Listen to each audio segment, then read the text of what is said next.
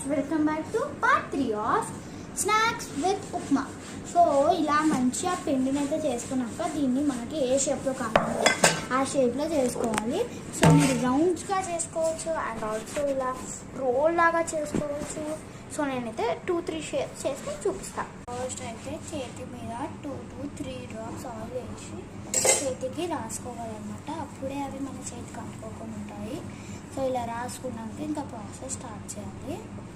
So first shape వచ్చేసి ఇలా చేశాను. డిఫరెంట్ టైప్స్ ఆఫ్ షేప్స్ చేసుకొని ఒక ప్లేట్లో వేసుకోవాలి.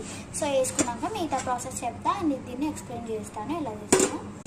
సో చూసారు కదా గైస్, ఇదిగోండి నేనైతే కొన్నిటిని కట్లెట్స్ లాగా చేశాను, కొన్నిటిని బుల్లెట్స్ లాగా చేశాను, కొన్నిటిని రౌండ్స్ చేశాను, కొన్నిటిని వైట్ షేప్లో చేశాను. సో వీటిని అయితే ఏం చేయాలో నేను నెక్స్ట్ పార్ట్లో చెప్తాను. Bye guys, please like share and subscribe to my channel.